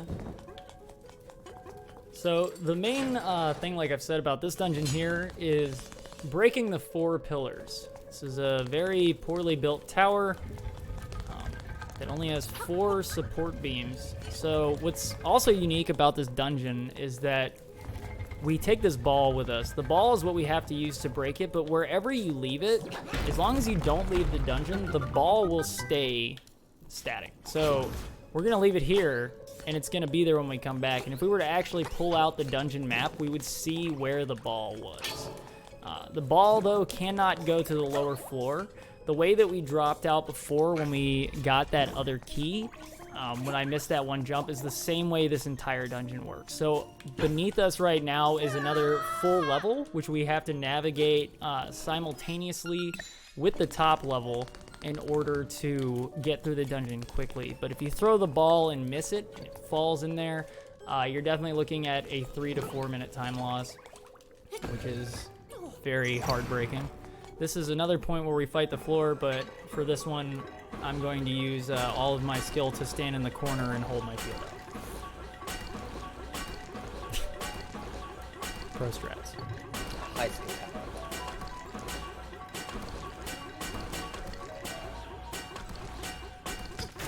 Alright, once again with more planning, we're gonna drop this bomb right here, push this down, grab the ball, throw the ball over,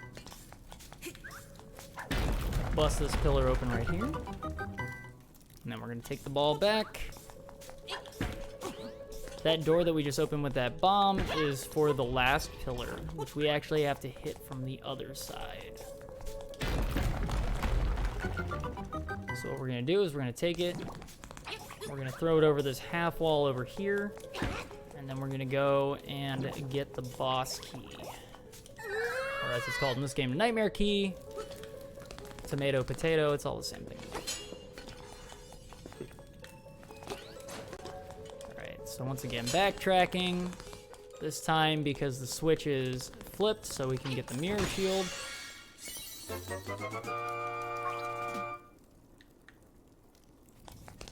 Go back, flip this again.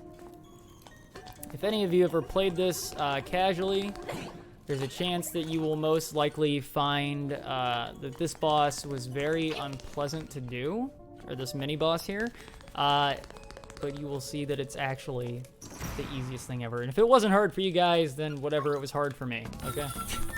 I'm gonna run into the wall, it's gonna put me directly where I wanna stand, and I'm literally just gonna swat like this. That's it, it's done. Whole thing. I don't want to admit how long that took me on my casual playthrough, thinking that it made more sense to move completely around.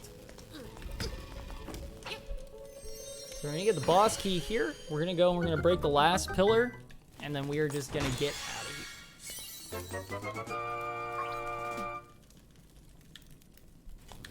here. Yeah, you got chat mourning for the structural integrity of Eagle's Tower as it is due to fall down. Chat very sad about that. You know, to make progress, you gotta knock some towers down. That's the way it is. So this is the scariest throw for me, which we did it, which makes me happy, but I'm also now stuck, so we have to start this over. We're going to hit all of these guys, so they show the same, to make a chest appear. Not because we want anything that's in the chest, but because we need the chest to hookshot across.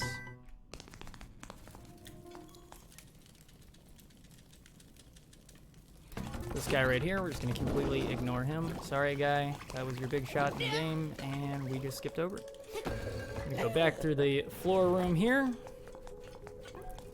Now we're back to where we broke the second pillar. We're going to pull out our bombs and arrows. We're gonna shoot. We're gonna pull out our feather and our hook shot.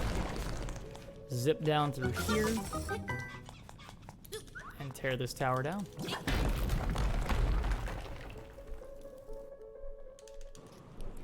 So here's our great cutscene.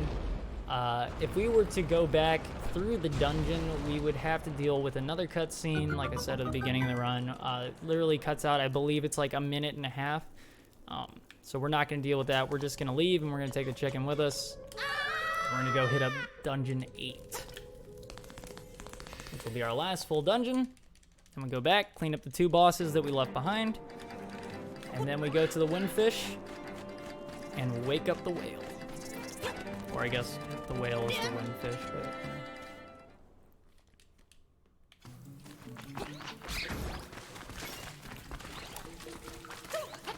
So where I grabbed that rooster also and I jumped over that hole there, that is a hole that I fell in that ruined my PB because I threw the roosters slightly too early because I forgot you could do that while you are floating. We're gonna go through this.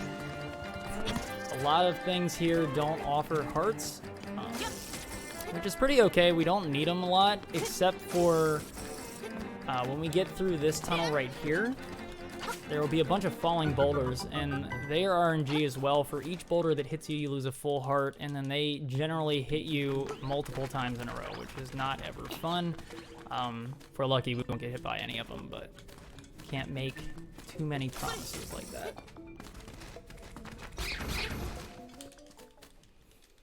Does it feel different for you running it with this extra safety barrier, having these extra hearts where you normally have sort of 5 at this point? Yeah, it's definitely making me play it a lot more loosely. But at this point, like right there, that would be kind of clinching for me, especially this one boss leading into the dungeon itself. He's a bit unfun for those of you that have played this game. Solely because he doesn't move really the way you want him to, and he does a lot of damage whenever he hits you. With that being said, you guys can see that as I go up and take him on now. The last time I was doing this, I only had 4 hearts right here, and as soon as the fight started, I did not succeed. It's also a lot harder to get into this fight after you've died once than it is to fight him from the start, because you have to walk in and have a cutscene, then the 2 birds on the side will come down and try to hit you. They're the ones I just took care of to get out of the way immediately, but they'll come down and try to get you while this guy is already awake and attacking you, and it's 3 times less fun than it already is. One thing that we try to do is while he's up here, we try to hit him there to get an extra 2 hits of damage on him.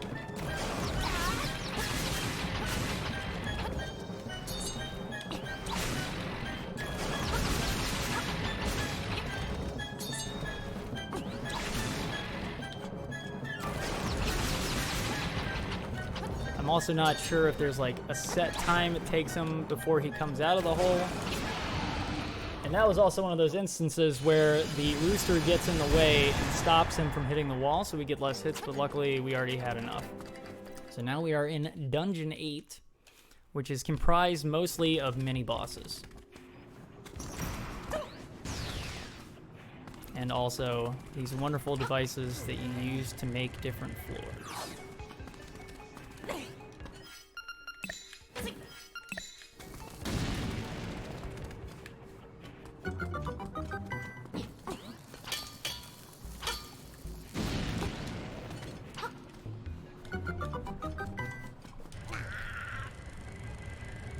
We do have to do a few of these just to make sure that we get the keys and unlock some chests. When I used to use my more broken Pro controller, those things were a nightmare. I recently got a new controller this week just for this, and I also PB'd and saw a lot more gold split, so that may have had something to do with it, but that's kind of typical of a runner to blame the controller.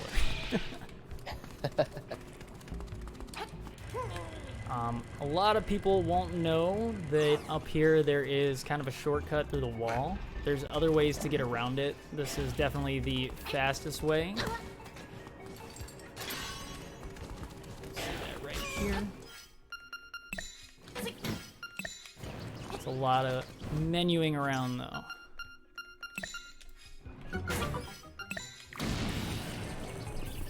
This is our last stop to get arrows in the entire run. So what we do with them next is gonna determine what we can use them for. So we're gonna have arrows that we use that are specific for killing a mini boss in here.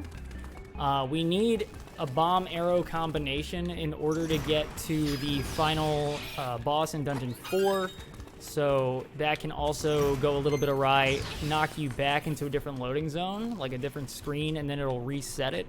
And then we also want to use the arrows when fighting the eagle. Chances are, if I run too low on the arrows, we will just fight the eagle without using any, because we also need 10 arrows, and that's without missing for the final phase of the final boss. So calculating out the arrows is kind of like a big thing. There is a spot in the face dungeon where you can actually grab extra, but that's on a like more need to do basis. This hallway is gonna hate me.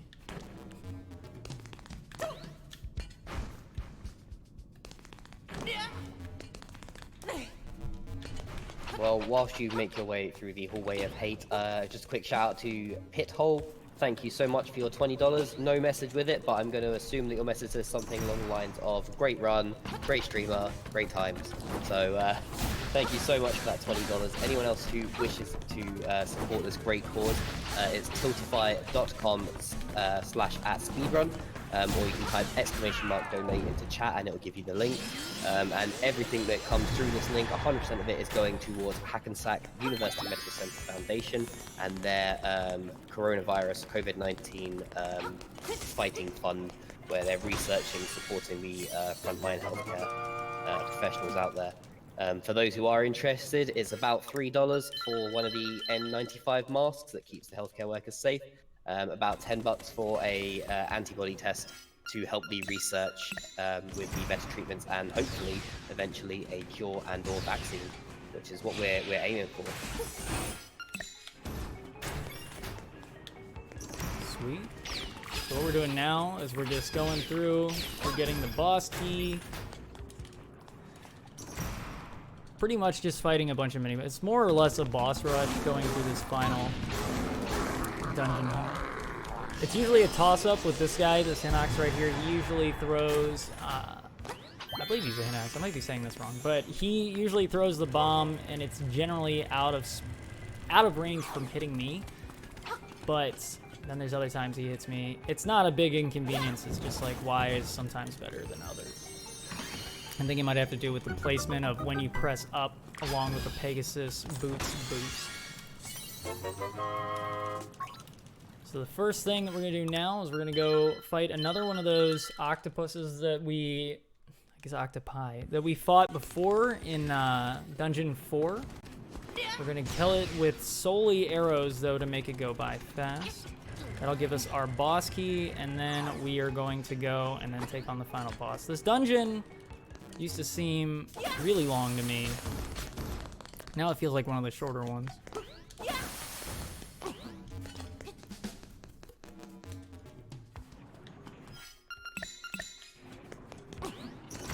I don't know. It feels definitely very long when you're playing casually, and even watching you go through it way too quickly, it still feels like definitely the most convoluted dungeon of the lot.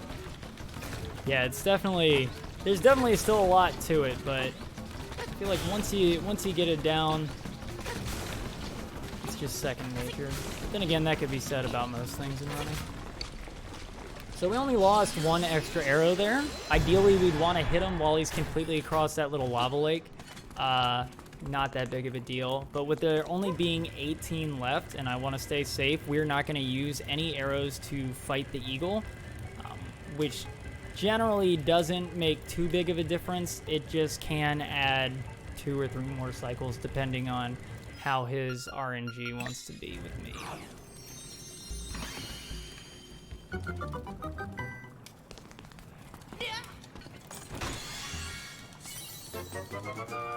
Alright, so now I got that. We can go finish the dungeon. A lot of the time, I like to change my items before I open a chest or anything to do a quick load, so that way I don't have to do it as soon as I come into it. It doesn't make that big of a difference, but if I were to open the chest and then change it, I would once again have to change it as soon as we do the load. So, I mean, it's really, I guess, to each their own.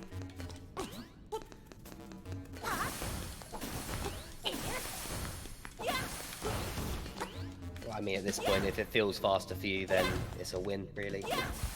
Yeah, definitely. Whew. Almost through it. Also, we got this.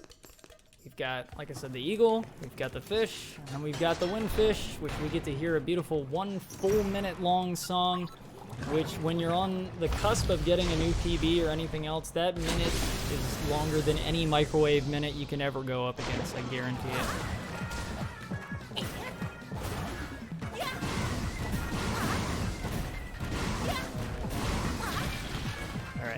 So that went pretty well there. We don't want him to go back in the lava just because it takes longer. Now that he's at this phase, it only takes 3 hits to end him. The hardest part apparently is just hitting him.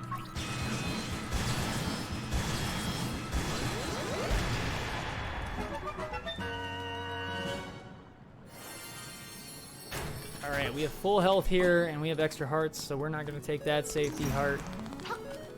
We might take 1 more safety heart, depending on how I'm feeling about the ending of the game. And that'll be after the fish. Hopefully it's after the fish, because I don't want to have to take 1 from the eagle. I'm not sure exactly what they call the drum, but they call it octopus something.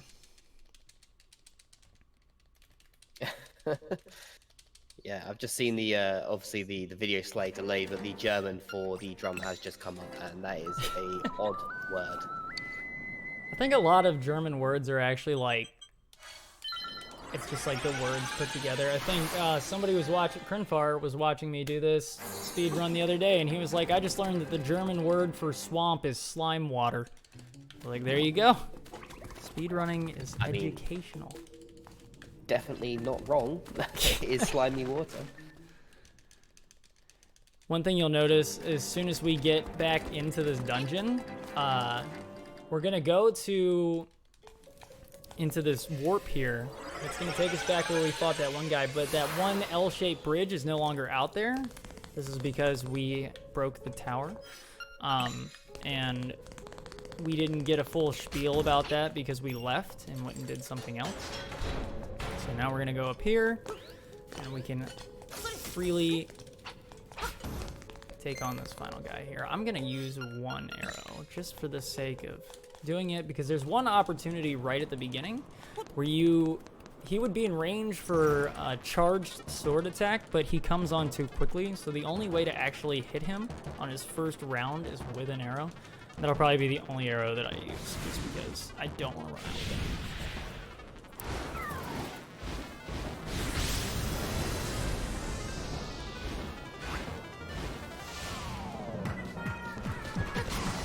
Right there.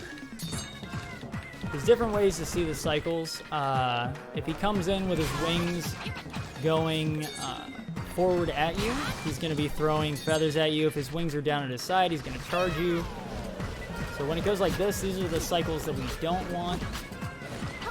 We want either him to charge at us like this,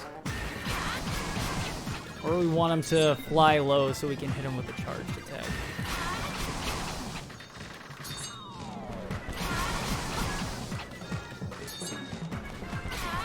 So that was pretty much perfect RNG for that fight. We only got 1 of the feather cycles, which are the absolute worst. And honestly, that's a load off my chest. I'm gonna do some sweet parkour right here. Go down, go in the door, and get our second to last instrument.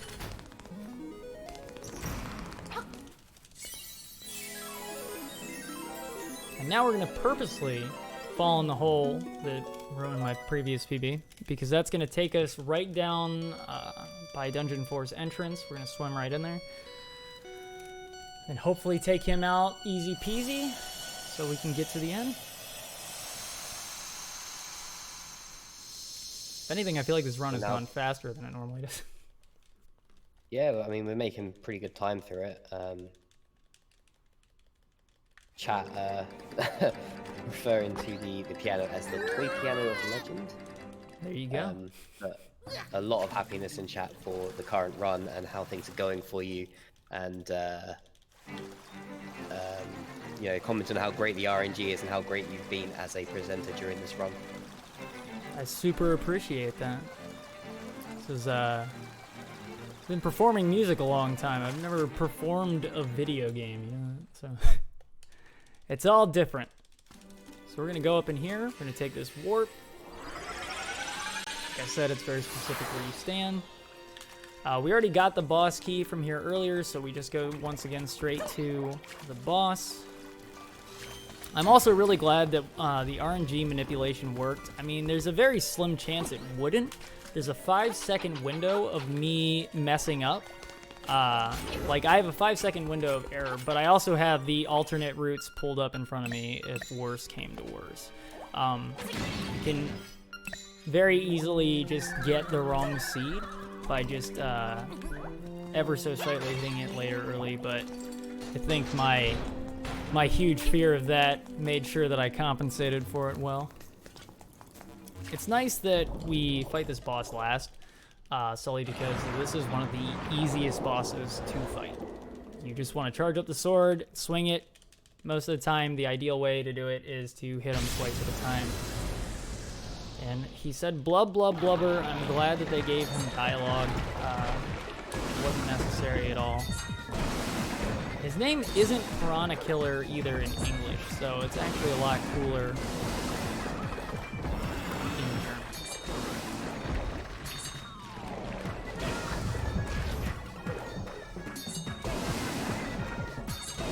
Alright, that's it for him. Easy peasy. It's time to go finish the game. How much health do we have? We got plenty. We don't need that one. Let's go to the end. A lot less sweaty than I thought I'd be. Alright, we're gonna go in here. Get this heart. Woo! And then we get to hear Marin's song, which once again is beautiful and not rabbit killing. Which is nice. I honestly don't know why that kills the other enemies. Just saw another person do it, and I asked them, they're like, I don't know how it works. And I was like, alright, you've sold me.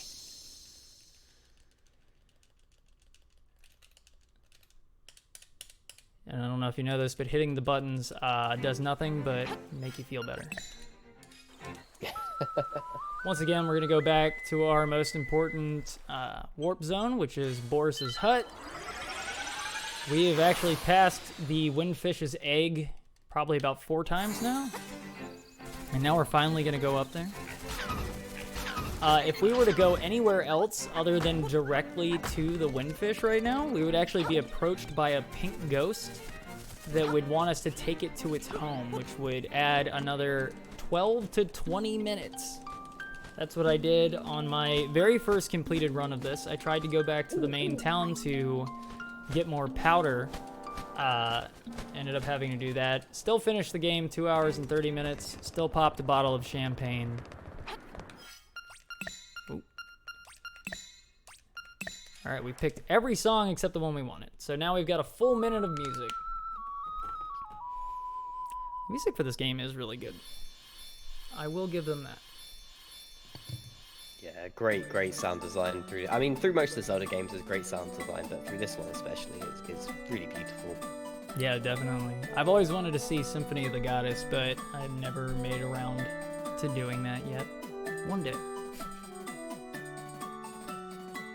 I don't know if you have anything to fill in here. If you want to plug again. Yeah, I mean, I will happily talk about the great work that the Hackensack University Medical Center Foundation are doing towards coronavirus. They are helping the frontline healthcare professionals. They are working on research, and we are raising money for them throughout the whole of PACE 2020. And you can support that at tiltify.com/@speedrun, where 100% of your donations will be going to this amazing cause.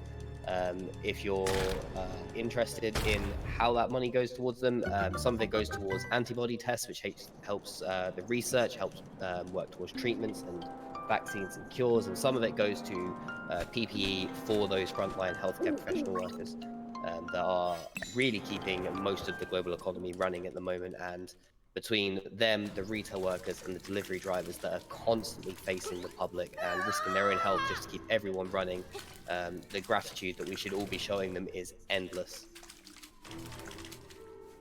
Absolutely. So this is our predetermined path that we know now. This is 3, so it's 4 rights. 4 rights don't make a wrong, but we can go up and we can go left. And we got 1 more left and then 1 more up. So normally you would have to do the full trade route in order to figure this out. Otherwise it would be an endless cycle of running around. But once again, like I said, we got the good seed that we wanted from starting up the console the right way. Thank goodness for my fears. And this is the final boss. The final boss has 1, 2, 3, 4, 5. It's either 5 or 6 phases. You'd think I would know this by now. The first one, usually the way they start is pretty predictable. This first one's going to be in front of me. Then the next 2 are RNG of wherever he pops up. We just hit him with the powder, though. Now that we've done that, we pull out our arrows. Next, we get our guide that gives us a 50-50 chance. He's either going to red ball us or he's going to blue ball us. We do not want blue balls, we want red balls. So we can hit that first one right away because that one is a given out of the 4. The next 3 are all just a toss-up. So there's 1 red. We need 2 more red balls. For something that is a 50-50 chance in RNG, they sure favor the blue ones a lot. There's 2. And then we've got 1 more red that we need here. And there it is. Next, we're going to fight a silhouette of that very first cheeseburger worm, Moldorm, from the first dungeon. All we're going to do is stand here and slash him 4 times. Now we're going to fight Ganon. We're going to take him out in a similar fashion. It's going to be 2 full swipes, 3rd swipe, and then hopefully this guy messing up my cycle.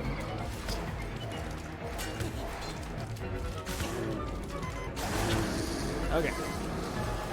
Well, that was stressful. All right, so now we've got this guy coming here at us. He's just going to take 4 slashes. And then we have the final phase, which is where, as somebody said to me while I was practicing this, he just wants to give you a hug and you keep shooting him in the eye. Which is essentially all it is. 2 of 10.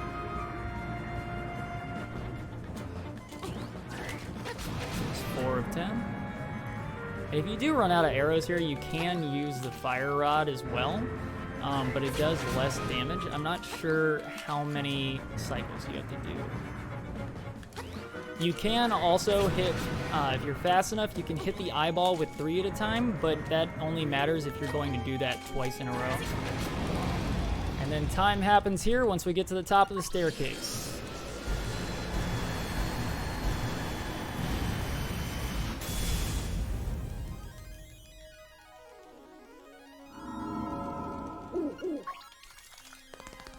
And that's it. That's Link's Awakening Remake. Amazing run, incredible time on that as well. Given the pressure of working under this this sort of circumstance, really good work there. Yeah, thank you. This was super fun. I had a lot of fun. It's also been a really fun week just preparing for this, practicing every day. I have to promise my stream that I will go back to other games once this is over, but the whole week was just this game. I think it's worth it though. I was pretty stressed out, but I really am thankful for you guys having me here. Thankful for everybody that came to watch and support. Thankful for everybody that donated, and just thankful for the opportunity. Yeah, I mean, well, all the thanks really need to go to you and the time and effort you put into preparing this run. Like you say, you put a whole week of preparation into this. And just as we close out there, Jojo has once again donated another $3, saying a really outstanding commentary from you, and that he's learned a lot whilst you played through this. He says that you continue to entertain and inspire the hearts of thousands to be the best gamer they can all be. And I think that is just a really great way to encompass how you dealt with this run, how you presented, and the $250 that have come in over the past 2 hours, all towards this great cause, are entirely down to you. So thank you so much for your time and the effort you've put into getting this run down. You are an incredible person. Thank you so much. Thank you. You guys are awesome. I guess that's it for me. Awesome. So up next, we have a run of Minority Report, everybody runs, an any percent run by Mizzlesticks.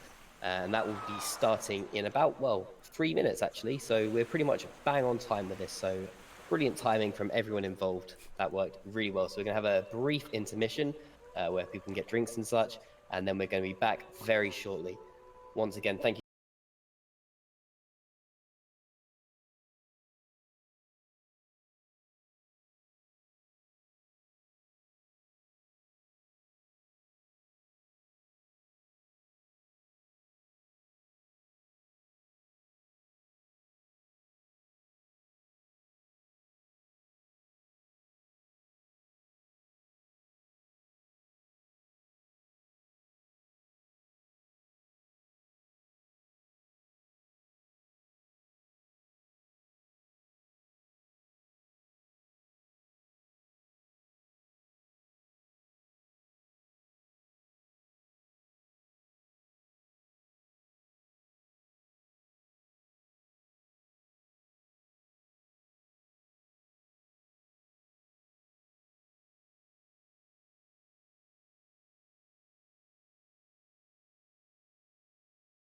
So much, BuhDihKuh.